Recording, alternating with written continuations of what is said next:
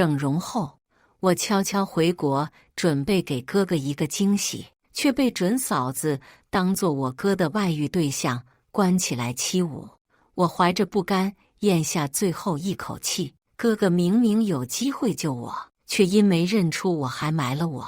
爱我如命的哥哥知道死的人是我后，杀红了眼。大家好，开始今天的分享之前，希望你能给人间烟火点个订阅，我将会分享更多优质的内容。悄悄在韩国整容成功后，我心满意足地回国。1年前，我执意出国深造，和哥哥大吵一架，冷战至今。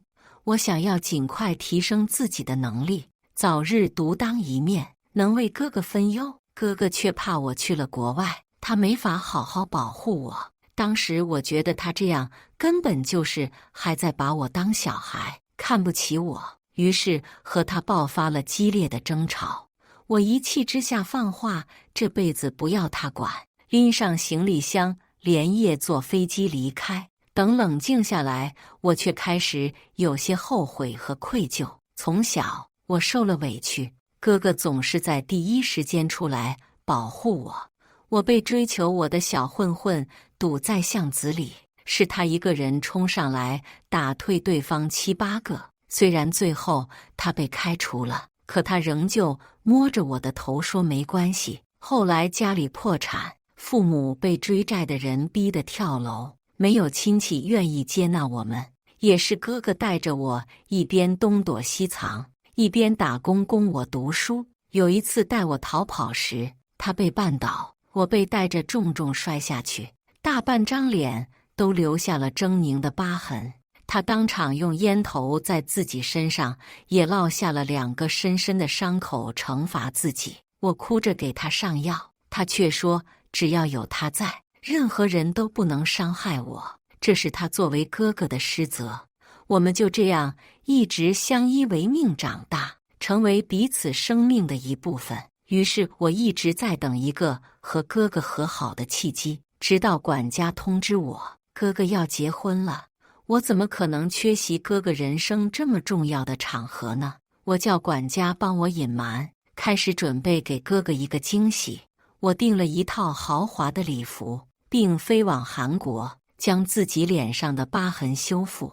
望着镜子里自己精致的脸蛋，我不禁想，这样出现在哥哥婚礼，一定能给他一个超大的惊喜吧。终于到了回国的日子，在国外待这么久，感觉都没有吃过一顿人饭。于是飞机一落地，我便直奔某高级餐厅。没想到这会成了我噩梦的开始。吃饱喝足后，我在洗手间跟一个精致漂亮的女人撞了一下。说话间，她瞥见我手腕上的手链，她当即脸色大变，质问我：“这手链是季宇送给你的？”我惊讶道：“你怎么知道？”她却像发了疯一样，拼命扯下我的手链，攥在手里。我捂着揪红的手腕抱怨：“你有病啊！”她死死盯着我，眼里的恨意浓重的，似乎想把我射出几个窟窿。神情憎恶地开口：“原来他最近冷落我是因为你这贱人，今天遇到我算你倒霉。就你也佩戴这么珍贵的手链吗？”他转身将手链丢进厕所马桶里，按了冲水键，目光阴森地盯着我。我得不到的你也不配要。我的火气噌地窜上来了。我哥亲自设计制作送给我的手链，我凭什么不佩戴？她是哪个精神病院跑出来的疯女人？我翻出包里的手机，拨出报警电话。没想到面前的女人突然上前夺过我的手机，紧紧盯着我的手机壳。我的手机壳是透明的，里面夹了一张哥哥的照片。这个手机壳是出国前买的，本来放的是我爱豆的照片。出国后，第一次和哥哥闹这么僵，也第一次离哥哥这么远。有次半夜做作业实在太难，心态炸裂，我不可避免地开始想放弃，想回家，想哥哥，崩溃地哭了一晚上。第2天，我就把手机壳后面的照片换成了哥哥的，当做哥哥在陪着我，也激励自己努力学习成长，早日成为哥哥可靠的帮手。女人盯着照片癫狂地笑：好好好，你这个不要脸的贱女人，果然是你。她咬牙切齿地将我的手机狠狠砸向地面，她丝毫不听我的解释，叫来几个女人将我围在洗手间，一个短发女生和一个红发女生一左一右抓住我的双臂。我听见他们叫这个漂亮女人冰冰。冰冰捡起地下的手机，拿着手机对准我的脸砸过来。红发女高高壮壮的，丝毫不留情地揪起我的头发，强迫我抬头，再一下下重重撞向墙面。这几撞竟然把我刚做不久的鼻子撞歪了，脸和鼻子传来的剧烈疼痛让我冷汗直冒，疼，好疼！我控制不住的撕心裂肺尖叫起来。几个女人看到我的窘样，纷纷大笑。我既委屈又无助，痛苦和屈辱感使我的泪水争先恐后涌出来。求求你们放过我吧，我可以给你们钱，你们要多少都可以。再这样打下去，我的脸会毁掉的。不行，哥哥看到我的脸在受伤，又会想起以前，又会自责地伤害自己的。我还要美美的参加哥哥的婚礼呀！哈哈，看他那样子，丑死了，原来是个整容怪呀！瞥见镜子里歪鼻子、滑稽丑陋的自己时，我想死的心都有了。我试探地问道：你认识我哥季宇对不对？我是他妹妹，你让我哥来好不好？他能证明我的身份和清白。你们要是继续这样对我的话，季宇不会放过你的。冰冰听到我提哥哥的名字，瞬间怒不可遏，突然猛力踢了我一脚。这一脚正中我的小腹，我刚好在姨妈期，身体正虚弱，这一脚让我瞬间瘫倒，蜷缩在地上，谎话连篇的撒谎精。季真真在国外念书呢，你还敢假冒？你这臭婊子，还想骗我让季宇来救你？做梦！他的尖头斜像一把利刃，虽未穿透我的皮肉，却也让我小腹像钻心般的痛。冰冰，别废话了，狐狸精就是该打！几个女人围着我，说不清的拳打脚踢向我袭来，我只能捂着头，却护不住身体。四肢百骸传来的痛苦让我惨叫连连。我无助地倒在厕所冰冷的地面上蜷缩着，一阵眩晕袭来，我支撑不住晕了过去。等我醒来的时候，我的双手双脚被捆住，浑身动一下都疼得厉害。我被关在一间没有窗户的屋子里，陌生又黑暗的环境让我恐惧不已。有人吗？救命啊！我尽力发出呼喊，除了自己的回声，没有任何回应。我蹲在角落，抱着双膝蜷成一团。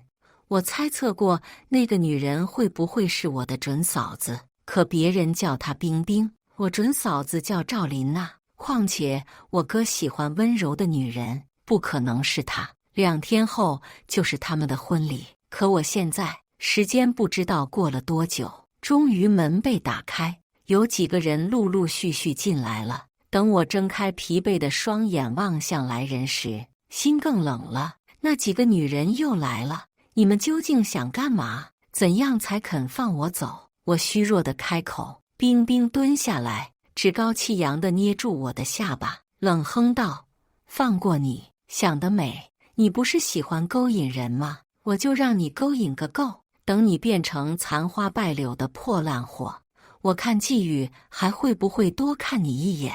他拍拍手，屋外进来3个彪形大汉，隐约猜到他想做什么了。我吓得不停摇头，卑微的祈求：姐姐，不要，不要这么对我，我没撒谎，我是季真真，我整容了，求你了，我包里有身份证，你拿出来看看好吗？虽然不知道他是谁，但他应该是喜欢我哥哥的人，如果知道我的真实身份，他一定不会动我的。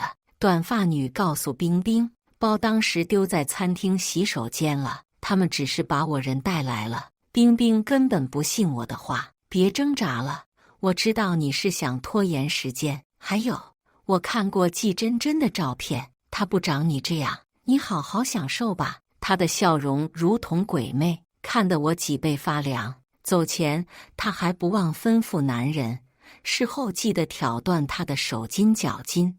我可不希望她能好生生地走出去。随着他们的离开，3个男人狞笑着向我走来。坏女人，你不得好死！哥哥一定不会放过你的。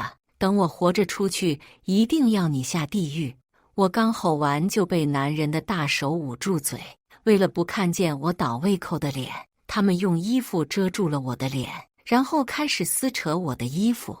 我拼命反抗，却被他们打得奄奄一息，毫无挣扎和还手的力气。最后，我就像个失去生命的破布娃娃，被他们任意欺凌蹂躏。我才23岁，明明我的人生才刚刚开始。为什么当我再次醒来的时候，我是在一辆车的后备箱里？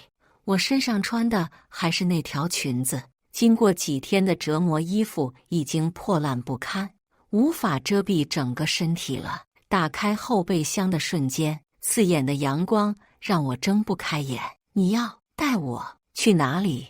我的嗓子又干又哑，丝毫听不出原本的音色。我已经2天没有进食任何东西了，虚弱的连说话都困难。冰冰嗤笑道：“你不是想见季宇吗？我就让你看看他究竟会不会救你。到底你重要还是我重要？”听到他提到我哥的名字，我暗淡的眼神亮了亮。终于可以见到我哥了，我有救了。他将我像垃圾一样扔到我家别墅外，30多度的天气，我躺在温度高达60度的柏油马路上，又臭又烫。我已毫无尊严，更没有半点反抗的力气，下身红肿撕裂般刺痛，好像已经坏掉了。经过2天的不吃不喝和各种殴打折磨，我的身体不知道断了多少根骨头，有多少处擦伤和淤青，手筋脚筋也被挑断。如今的我连普通的站立和爬行都完全做不到，已经成为一个完全的废人，只能任他宰割。他居高临下地看着我，眼里全是厌恶与不屑。当他走进大门的时候，我听到张妈亲切地叫他：“琳娜小姐，您来了。”那瞬间，我的双眼猛地瞪大，浑身血液直冲头顶，震惊到浑身颤抖，惊骇、恐惧、憎恨等各种情绪袭来，我忍不住又哭又笑，像个发疯的癫子。她是赵琳娜，她居然就是我的准嫂子，这个狠毒阴险、恐怖如斯的女人，凌虐我至此，让我恨不得抽筋剥皮的女人，竟然是我哥的未婚妻。不知道过了多久，我在高温的炙烤下已经意识模糊了。亲爱的，就是这个女人，在外面冒充你妹妹，干着勾引男人的下贱事，这不是毁坏真真的名声吗？你放心，我已经替你好好收拾她了。赵琳娜的声音传来，把我拉回现实。我吃力地抬起眼皮，想看看哥哥是不是也来了，他肯定能认出我的。可失望的是，哥哥嫌恶地看着地上的我，眉头微蹙。这种女人，你处理了就是了，不用告诉我。把她弄走埋了，别脏了我的地方。把她肩上的那颗痣弄掉，她不配，看着恶心。哥哥竟然没有认出我，左肩的痣是我的标志啊。我的脸虽然变形了，可我的身材、肤色没变啊。你要是再走近一点，就能看到我手臂上小时候被你烟头烫伤的地方。小时候你明明说过，无论我变成什么模样，你都能认出我。哥哥，你骗我！他冷漠的眼神和狠心的态度深深刺痛了我。得救的最后希望破灭，我彻底失去求生意识。有保镖走向我，用瑞士军刀活生生割掉我左肩有痣那块皮肤。我已经疼得麻木了。意识消散前，我嘴唇无声地动了动，只有我知道，我喊的是哥哥，可不会有人听到了。哥哥，要是你知道我是因你而死，而你明明有机会救我，却亲自剜去我的皮肤，让人活埋了我，你该怎么办呢？我的身体变得很轻很轻，疼痛全部消失了，我感觉到前所未有的舒适和轻松。我眼睁睁地看着2个保镖把我带到人迹罕至的地方，草草地埋了。没想到我季真真最后竟然死得这么惨，哥哥什么时候才能发现被他轻飘飘一句埋了的那个人是我？心念一动，我竟然转瞬出现在哥哥身边了，我变成鬼魂了。我看见哥哥拿着一个精美的礼盒去了我的房间，他将礼盒轻轻放在我的卧室床上，小心翼翼拿出里面的高级定制晚礼裙，目光温柔看着床头我的照片，喃喃道：“你要真不回来，这么美的晚礼服你可就穿不成了呀！臭丫头，居然敢跟我冷战这么久，真是长大了，翅膀硬了。”赵琳娜从外面走进来，挽着哥哥的手臂，板着脸：“哎呀，你怎么又到真真的房间了呀？哇，好精致高级的裙子，是给我的惊喜，所以故意藏到真真房间的吗？”赵琳娜一把夺过裙子，仔细欣赏。哥哥脸色有一丝不耐烦，又拿过裙子，轻轻折起裙子放进礼盒里。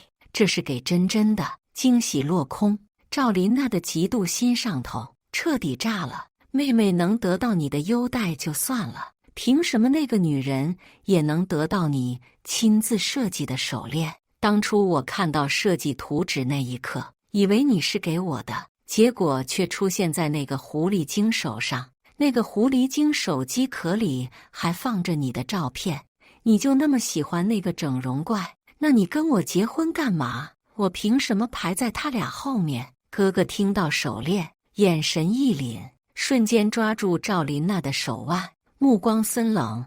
你说什么狐狸精？他在哪儿？赵琳娜见哥哥此刻还在关心别人，更是气得目眦欲裂。他呀，不就是被你吩咐挖了肉埋了的人吗？你的小三你都认不出来？呵，亲自吩咐杀了你的心上人，感觉如何？哥哥颓然的地往后退了一步，浑身血液涌上头顶，四肢发麻。他仔细回忆起那天的画面，地上面目全非的女人，浑身血迹斑斑，皮肤伤痕累累，散发着恶臭。熟悉的肩上痣，他以为那是巧合。他浑身抖动得厉害，强撑着桌子才没事态跌倒，不停地自言自语：不可能，不可能，真真在国外，不可能是他。他哆嗦着拿出手机拨打我的电话，可我的手机在回来那天被赵琳娜砸坏了，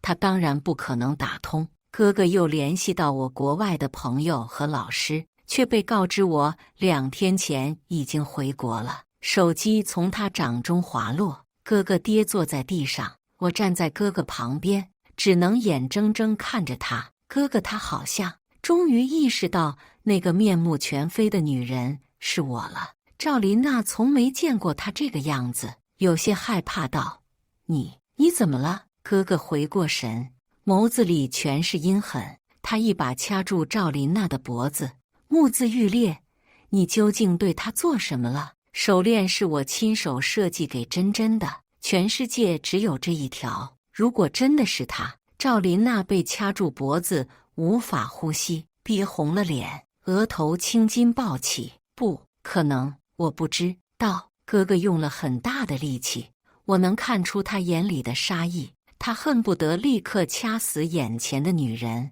又矛盾的依然不肯相信那个人是我。赵琳娜的嘴唇已经发紫了，哥哥将她往地上重重一摔，吩咐保镖将她关起来。赵琳娜大口呼吸着空气，不停地咳嗽，听到我哥的话后尖叫：季宇，明天就是我们的婚礼了，你不能关我！你真要为了他得罪我爸爸吗？哥哥没有片刻停留，怒喝2个保镖，让他们带路去找我。我跟在哥哥身旁，车后座上，他面色痛苦地握紧拳头，身体抖如筛糠，右手轻轻摩挲着左臂上2个烫伤的位置，那是曾经他误伤我后对自己的惩罚。我被他用烟头不小心烫了1个疤，他就烫了自己2个。半路上已经下起了倾盆大雨，下车时哥哥没有丝毫犹豫，直奔埋我的地方。他不允许任何人使用工具，自己则跪在泥土地里，拼了命地用双手挖。看到他双手被碎石磨破，看他挖得满手伤痕，鲜血淋漓，因为雨水淋湿了地面，泥土变得松软。保镖们那天埋得并不深，所以哥哥半小时就挖出了我的尸体。他轻轻拿起我的手臂，雨水适时冲去手臂上的污垢，我手臂上已经愈合泛白的烫伤伤痕露出，肩上被他亲自吩咐挖去的皮肤就那样血肉模糊地夹杂着泥土和污垢裸露着。确认是我之后，哥哥彻底崩溃，他在雨地里歇斯底里地吼叫，像发了疯的野兽。我只能在一旁静静地看着，什么也做不了。成了魂魄之后，连哭的能力都失去了，时间仿佛停滞在这一刻。雨夜，西装上沾满泥泞脏污的绝望哥哥，躺在泥土里破碎毫无生机的妹妹，我飘在一旁，像个局外人。突然不知道我变成鬼魂，看着这一刻的意义是什么。我怪哥哥吗？是，我怪他，怪他为了联姻，为了权力，找了个蛇蝎心肠的未婚妻，怪他没有认出相伴20多年的我。可此时此刻，看着他犹如困兽死前的呜咽，眸子里已经彻底丧失了光亮，他宛如行尸走肉般的破碎，我的心却狠狠被揪起来。怎么人死后也会心痛呢？哥哥脱下西装外套蒙住我，小心翼翼地抱着我破碎的身体，踩着滑腻的泥土，深一脚浅一脚，失魂落魄往车里走去。到家后，他把我放到我的卧室，用被子将我盖住，柔声道：“珍珍，回家了，盖上被子就不会着凉了。”张妈，明早记得准备食材，我要珍珍做她最喜欢吃的糖醋里脊，还有明天记得提醒她穿我给她定制的裙子。管家和张妈在一旁捂着脸，泪流满面地看着，谁也不敢再说话。他们知道哥哥已经在疯魔的边缘。出门后，我看见哥哥亲自解决了那2个埋我的保镖。我听见管家跟张妈在厨房愁容满面，明天就是订婚宴了，现在这样的情况该怎么办呢？可怜的珍珍小姐，一想到她我就……张妈又啜泣起来，哎，造孽啊！尽管已经是深夜，哥哥的书房灯依然亮着。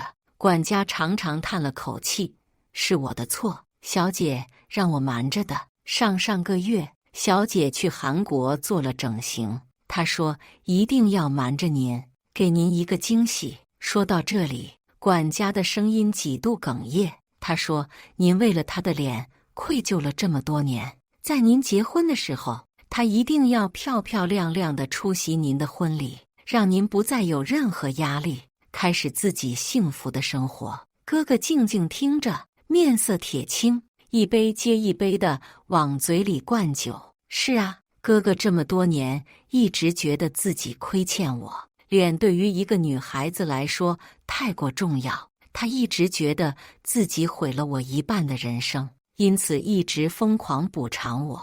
我希望结婚是他人生新的起点，不再被过去束缚，也希望自己重获新生，成为不再依赖着哥哥的独立女孩。可谁知道，我以为新生活的开始，转头就碰到如此歹毒的嫂子。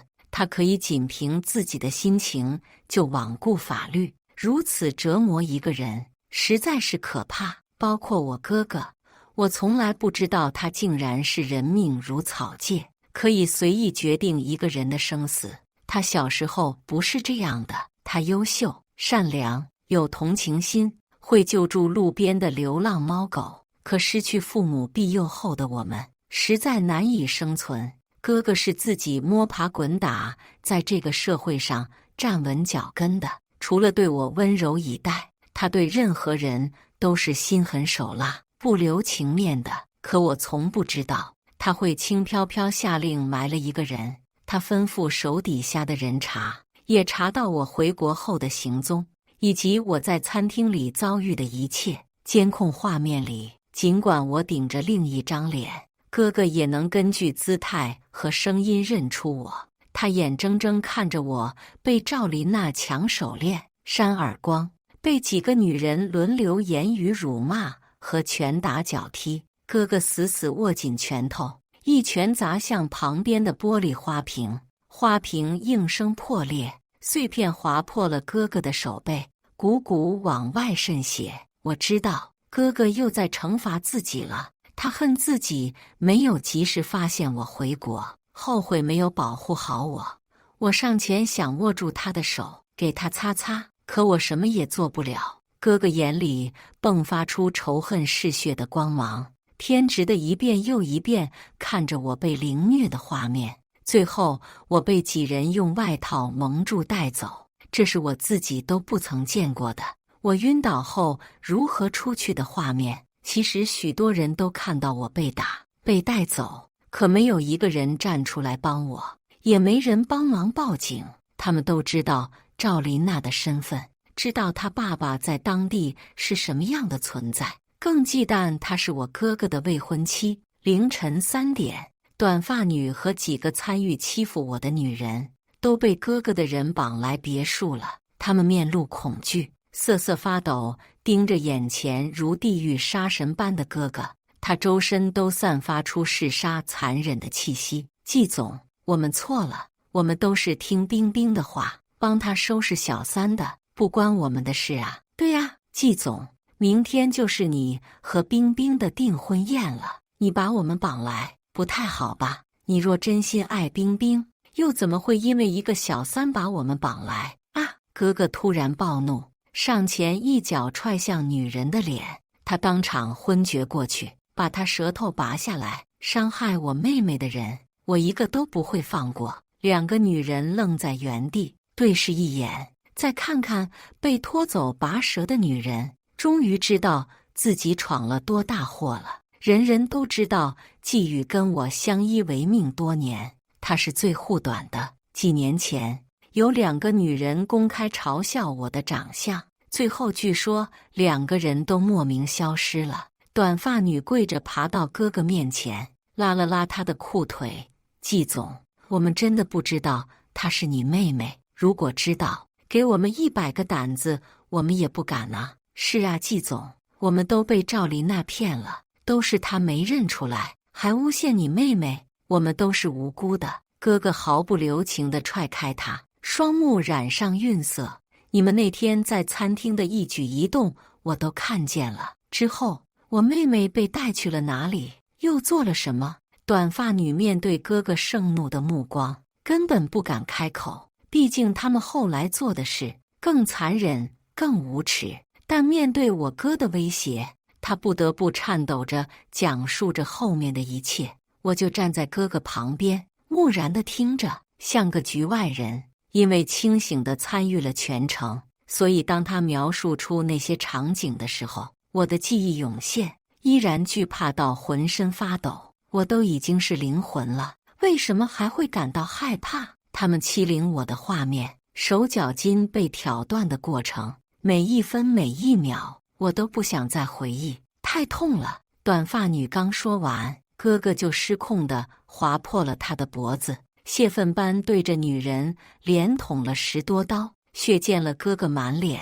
他仿佛地狱里的杀神，狠绝凌厉。这是我第一次见到哥哥如此失控的模样。红发女人跪在地上，看着面前骇人的一幕，已经吓得不敢说话，死命捂住自己的嘴巴，不敢发出任何声音，任由眼泪肆意滑落，跟当时按着我头往墙上撞的嚣张模样判若两人呢。哥哥满脸是血，扭头看向他的瞬间，他立马开始磕头求饶。季总，求你了，你放过我吧，你让我做什么，我都答应。哥哥薄唇轻启，是你把我妹妹头撞破，鼻子打歪的是吗？红发女惊悚的后退，不敢直视哥哥的目光。接着，哥哥拽着她的头发，把她拎到柱子边，用曾经他对待我的方式一一还给她，直到她被撞得头破血流，鼻歪嘴斜，面目全非，瘫在地上，像极了曾经的我。至此，欺负我的3个女人都被哥哥惩治了，除了赵琳娜，还有那3个男人，哥哥已经吩咐人去找了。我知道那3个混账逃不掉的。收拾完3个女人后，哥哥颓然地回了卧室。冲洗完全身的血污后，哥哥走进了我的房间，他握住我冰冷的手，突然就哭出声来。他重重地扇了自己好多个耳光，一边哭着一边自责：珍珍，我还记得你刚出生的时候，我才5岁，从幼儿园放学回家，我看见婴儿床上的你，睁着眼睛冲我笑，我用手指轻碰你的掌心，你小小的手一下就握紧我的手。妈妈说，你的第一个笑容是对我绽放的，你最喜欢最信任的是哥哥，从小你就爱跟在我身后，像个粘人的跟屁虫，什么好吃的好玩的你都愿意无条件分享给我。我小时候性格内向，去亲戚家做客被冤枉偷东西的时候，是比我小5岁的你勇敢站出来，你小小的背影挡在我身前，毫不惧怕大人们审视的眼光，是你教会我勇敢。还记得我初中的时候吗？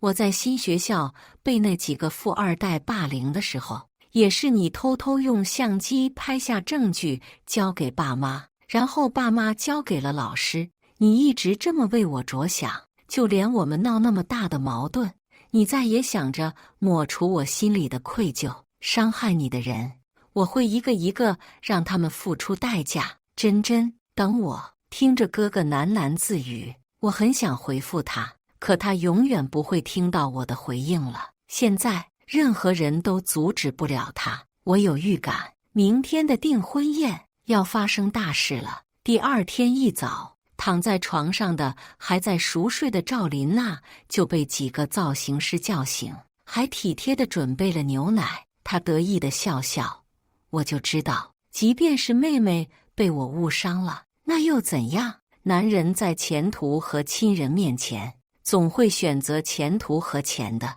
过了今天，我就是季家人了，没了季珍珍，我就是他最亲近的女人。赵琳娜已经陷入对未来的憧憬里，2个家族强强联合，她既是赵家最尊贵的小姐，又是季总夫人，双重头衔加身，黑白2道的背景都有了。他以后在这个城市都可以横着走了。他丝毫不知道危险正在酝酿中，也不知道他的一切都会在今天毁于一旦。我站在一旁，看着他得意高傲的嘴脸，忍不住笑了。赵琳娜，你这样的邪恶的女人，报应已经在眼前了。妆造好后，赵琳娜自信满满地欣赏着镜子里光彩照人的自己，幻想着自己出场时惊艳全场的样子，已经开始激动了。几位造型师无声地退出去。赵琳娜突然从镜子里瞥见几抹熟悉的身影，瞳孔震动，她惊恐地迅速转过身，一手撑着化妆台。你们怎么在这儿？3位彪形大汉坦白，是季总吩咐的，让我们3个今天一定要伺候好你。赵小姐，你今天好美呀！这辈子能碰到这么高质量的货色，还是穿着婚纱的新娘子，老子做鬼也不怕了。3个人淫笑着一步步靠近赵琳娜，她此刻只觉得四肢无力，身体也泛起一股燥热。牛奶下药了。季宇，你这个恶魔，新婚当天你居然叫人这么对我！药效渐猛，他实在无力抵抗。他知道季宇彻底疯了，他竟然在做就已经计划好，不计后果了。我冷漠地看着他对我做的，哥哥同样还给他了，让他也尝尝被3个男人凌辱的滋味。而他的求救声早已被厚重的奢侈的大门所隔绝。哥哥吩咐过了，做完割断手脚筋，扔地下室锁起来，让他自生自灭。我的痛苦，他也要一模一样的亲历一遍。豪华喜庆的婚宴厅里，市里各类名流齐聚。舞台正中央用白色丝绒的布盖着长形的东西，没人知道是什么。旁边有保镖守着，谁都不能靠近。众人都谈论道：“这一定是新郎给新娘子的惊喜。”我悲凉地看着人来人往，四处洋溢着喜庆的宴会厅，目光盯着被绒布盖起来的位置。我清楚地知道里面是什么。赵琳娜的父亲赵永平一早上都没见到女儿，电话也没接。一向冷静的他，此刻也不免内心打鼓。昨天寄语说，省去接亲环节，女儿从他家直接到婚礼现场。虽然觉得不合规矩，但想着现在年轻人本来就思想开放，不爱按常规出牌，想着只要结婚，过程都不重要。他也是欣赏寄语的魄力，想跟他强联合，才主动选择联姻的。吉时已到，哥哥拿着话筒上台，在众人的注视下，哥哥先给大家放了一段震撼的视频。视频里，穿着洁白婚纱的新娘子正跟几个男人快活的欲仙欲死，娇喘连连。整个宴会厅瞬间炸开了锅。赵永平脸色铁青，拳头握了又握，背后薄汗溅起。在众人的议论声中，哥哥掀开了台上的白色绒布，露出里面的白色棺材。我的身体已经连夜被遗体整容师修复整理好，此刻正穿着哥哥给我买的高定连衣裙，安静地躺着。众人哗然，更有害怕的女人尖叫后退。大家都不明白，好好婚礼现场为什么要放一个死人在中间？已经有胆小的个别人开始后撤，准备离开了。人群里，我看到了我那劈腿的前男友，他竟然坐着轮椅，没了2条下肢，面色苍白，盯着舞台。哥哥拿着话筒开始发言，讲述我是谁，我又为何在舞台上，一切都跟他的未婚妻有关，也和他有关。他还将他这几天杀的3个女人和保镖等等各种事情公之于众。最后一句是：这些年来，我利欲熏心，早已忘记初心，不敬畏生命，也不在乎别人的性命。但凡我还是曾经的寄语，我不会眼睁睁看着路边伤痕累累的女人独自死去，最后也不会伤害了自己的妹妹，埋了她。说话间，哥哥突然拿出刀，剜去了左肩的皮肤。这震撼的一幕让部分人开始干呕，直呼疯了。会场变得混乱，大家都开始想逃离这个地方，往大门的方向涌去。只有3位便衣向舞台冲去，一左一右钳制住了哥哥。他眼神淡定，没有丝毫慌乱和惧怕。他让便衣伸手拿出他衣兜里的 U 盘，他则朝着赵永平的方向邪魅地笑笑。赵永平深知完了，季宇疯了，他们之间那些肮脏见不得光的交易，一定都在 U 盘里。他跟着保镖正想撤，外面突然涌进来一大批警察，团团包围了这里。这一切都是哥哥的计划，他已经失去了努力和活着的意义。如今，他要亲手毁了他建立起来的一切。他知道，我一直喜欢的是那个干干净净、善良温柔的他。随着哥哥提交的证据曝光，市里的2大集团彻底倒台，哥哥数罪并罚，被判处死刑。